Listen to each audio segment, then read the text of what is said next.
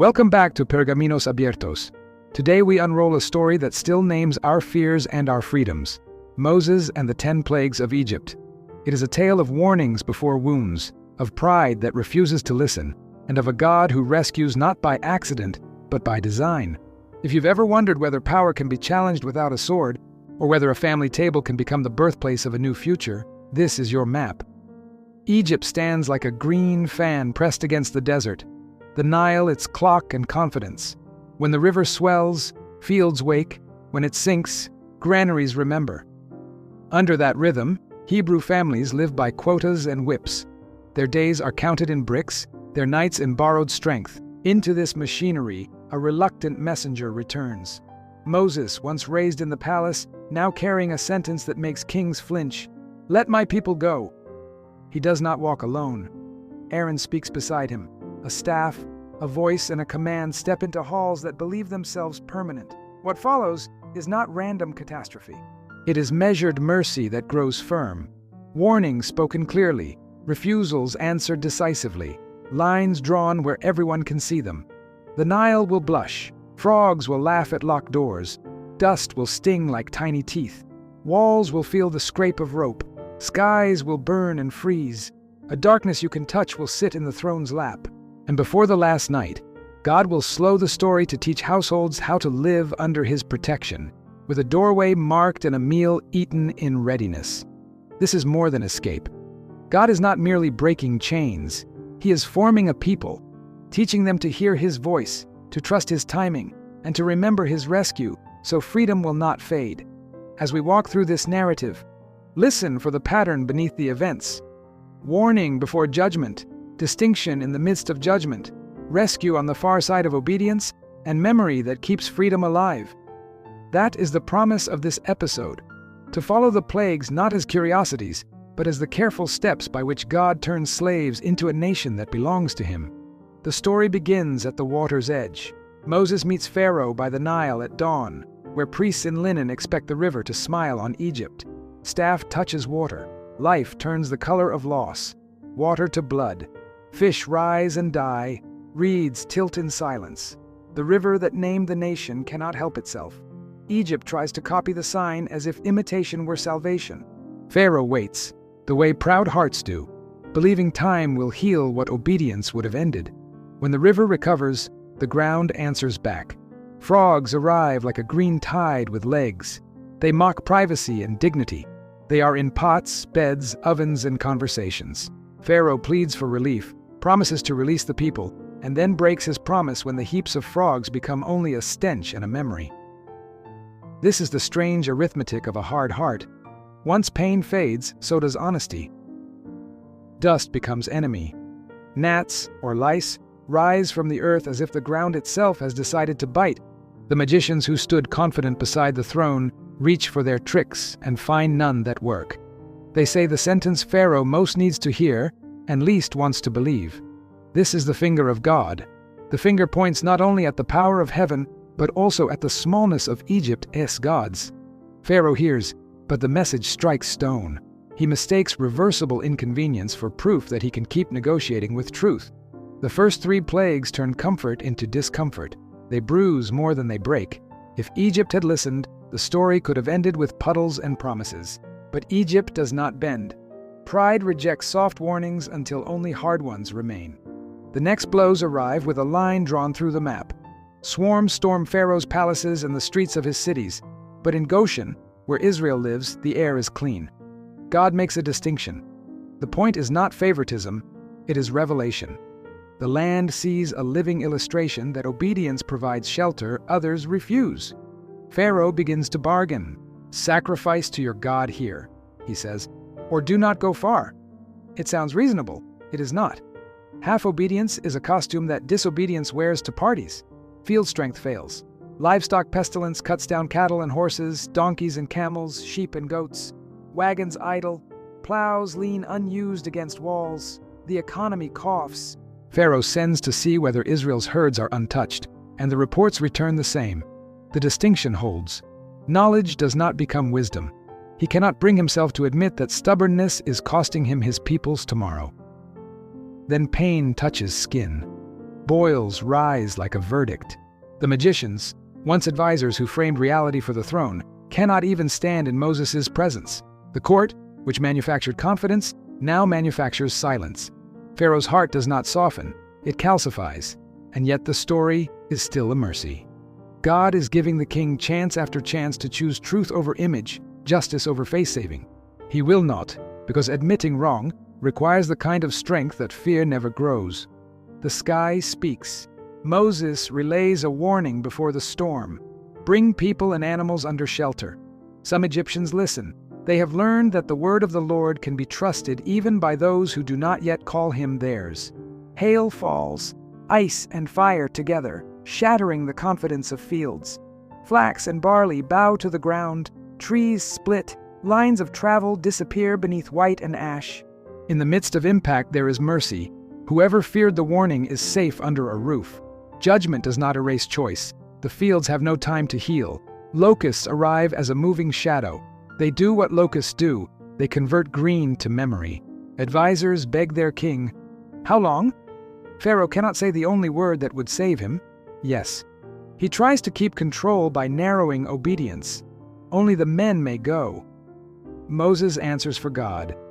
All. Pharaoh refuses. The horizon disappears behind wings. Finally, the sun itself seems to resign. Darkness thick as cloth covers Egypt for 3 days. People do not rise from their places. Productivity, a false god we worship when we fear being ordinary, chokes and falls quiet.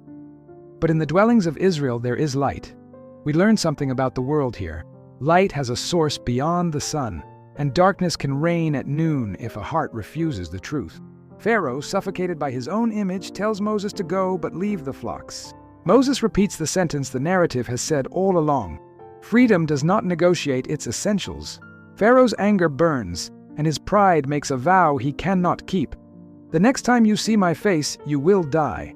The story answers with a different decree, one more plague, and then Egypt itself will ask Israel to leave. Pride does not know it is writing its own eviction notice. Before the final plague, God slows the pace and speaks to households.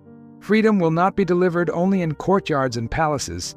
It will be born at tables and doorways. A new month becomes the first month. Families choose a lamb without blemish and keep it near. A tender ache of preparation that turns instruction into attachment. At twilight, the lamb is slain, its blood painted on lintels and doorposts. Inside, a meal is eaten in haste. Belt fastened, sandals on feet, staff in hand. The bread has no time to rise. The message is simple. Do not arrange your life as if you are staying. The sign on the door is not decoration. It is trust in pigment. No one is saved by being clever, wealthy, or well-connected. Protection is found where God says it will be found. The night becomes a classroom.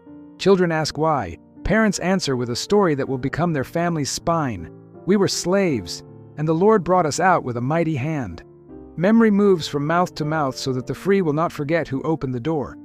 This is also a night of separation. Egypt and Israel are already living different futures. One paints with faith and waits, the other sits without a mark and dares heaven to blink. The quiet before midnight has a weight to it, the sort of silence where every sound feels louder, the crack of kindling, the rustle of robes, the catch in a mother's breath as she looks again at the red on the wood. Midnight arrives. The text does not embellish.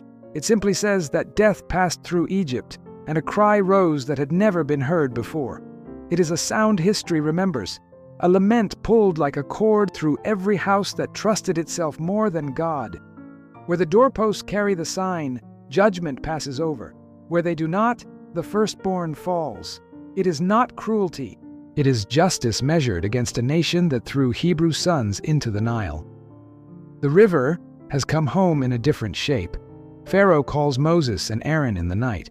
The words he could not say finally cross his lips. Go.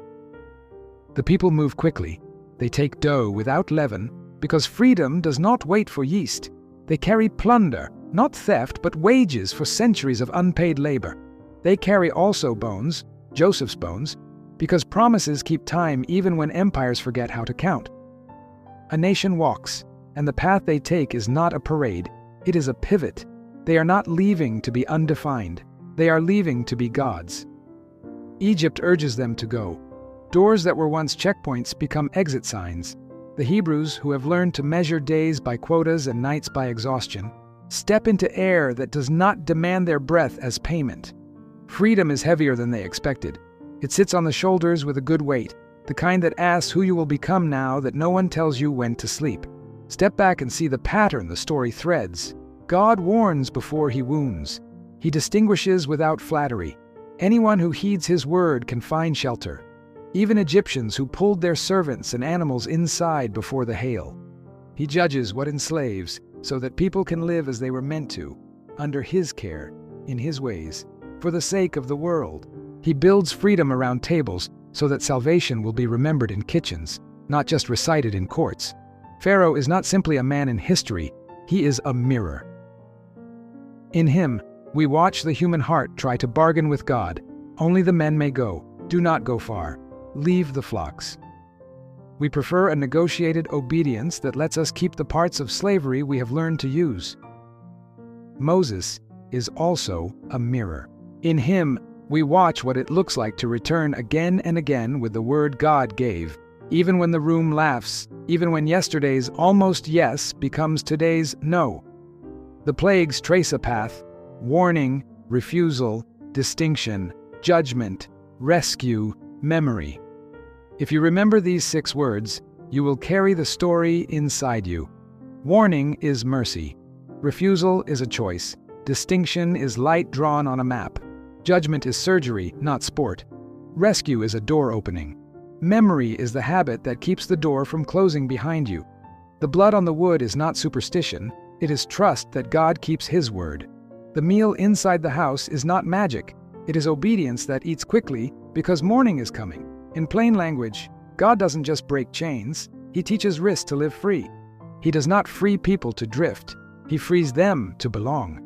He will ask for the all that we tried to negotiate down to parts: our time, our families, our work, our worship. He is good enough to ask for everything because he intends to give himself. Before we close, hold a few pictures. See the Nile at dawn, quiet after redness. See frogs like a bad dream fading on the banks. Feel dust that once bit like gnats now lying still. Hear hail striking stone, then the hush after. Watch locusts turn a horizon gray, and then watch the wind carry them away. Sit for a moment in a darkness so thick that the room seems to end at your shoulder, and then light a single lamp in a Hebrew home, and notice how the darkness minds its boundaries. Stand beside a door painted red, and listen to a family eat quickly, shoes on, staff ready, telling their children the story that will become their family name. If you need words, borrow these. Lord, teach me to hear your warnings and not harden my heart. Where I bargain, teach me to obey. Mark my life with the sign of your mercy, and move me from the house of slavery to the road of belonging. Make my table a place where your rescue is remembered well. Amen.